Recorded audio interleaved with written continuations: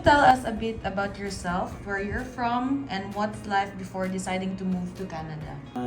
Ako dahil si Juan Mark Felmy Casas. Originally from Iligan City but karon nagstay sa Cagayan de Oro.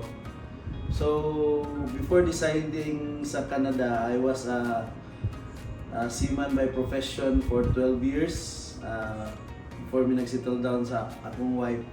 So seaman ko for 12 years, then nagkuhan po ko sa business for 3 years up to present. Karon na ako sa business industry after sa akong pagka-seaman.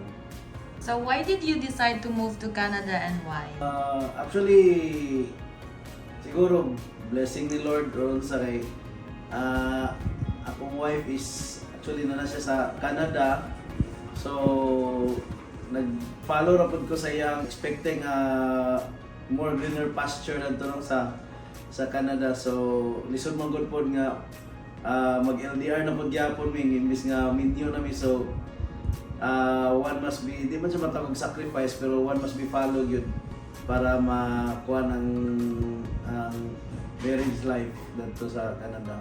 What are some of the biggest challenges you faced during your application? Biggest challenges, murag tanan yun, biggest no nga challenge because busy ka sa negosyo. Tapos looking back before na seaman ko, sa requirements pa lang nako sa akong mga passports nga daghan king mga tatak sa any other countries. Dayon ang pag-follow up sa mga taga agencies nga may gani na lang kay ang akong mga papers naka-intact pa tanan. So kung challenge lang yun sa pagkuha sa papers, pag ang kuha mo ko is kanang pag-remind bita, pag looking back memories nimo ka na mga pangutana, tapos mo message na po ang taga-agency nga, sir, unsa din ay kulang mo, ni mo na, unya, kailangan pa ni mo kuha dito sa laing lugar. So, mo na yung mga big challenges na akong na-face niya. Dili bitaw ni mo diha-diha niya, nanay mga deadlines nga kailangan na ikuan, nanana. So, okay na ang requirements o mga papers, mo na yung pinaka-struggle na ako sa pagkuhan sa applications. How did you first hear about WISE Immigration? WISE Immigration, actually, akong wife is kuhan siya, student entry siya way back 2011 sa Canada by WISE. So kini nga company ang iya ang nagkuhan sa iya, nagtabang sa iya pa adto sa kuhan. So atong nag-decide nami nga mo follow na ko sa iya. So kaya kong gignan nga pangita ang WISE kung asa kay at least tested na nato sila nga actually antod karon na nako dirito mo, it's because sa WISE na agency. So pangita mo to na akong ipangita ni search nako ang now na kuha na fulfill og unsay among kuhan plano. What are you most looking forward to in your life in Canada? Looking forward sa Canada, of course, greener pasture yun no, nga makakuha to kay pag-abot mo ko dito, dili pa po ta makaingon nga magtangara ta natay kwarta dito. So need yun ta maning kamot gihapon as an OFW before. Kung kuhan lang yun, dili na ta mo lang yaw, pero naman na tong family dito, so kailangan yun. So kuhan lang, magkuhan lang dito trabaho para makatigom-tigom kay makuha rin gyapon tana. So kaya expect lang ko sa Canada nga mas medyo mukuhan pa tong life pag abot na to dito. What advice would you give someone considering moving to Canada? Someone considering moving to Canada, unang-una yun is ang health.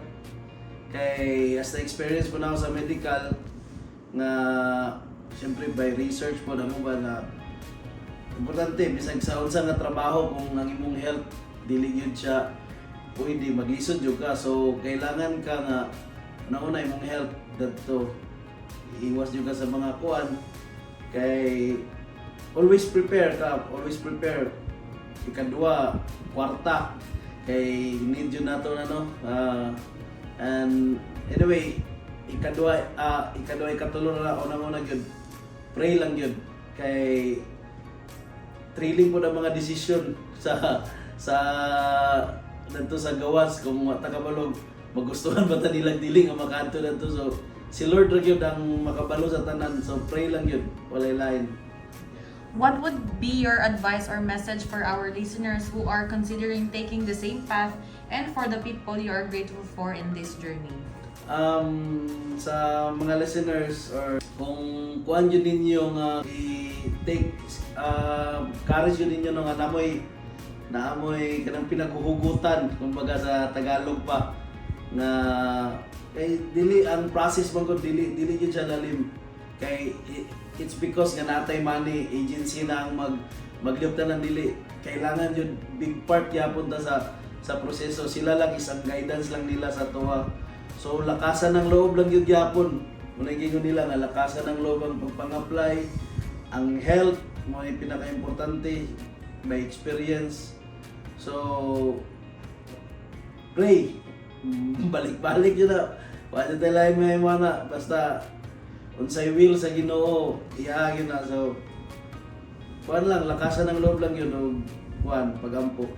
So guys, if you're looking for agency who wants to help you sa inyong mga visa or pag-study sa abroad, don't think twice, think wise, no? So we are already tested by my wife and sa kuha. So dili mo nila i-treat as customers, they treat you as family. Thank you.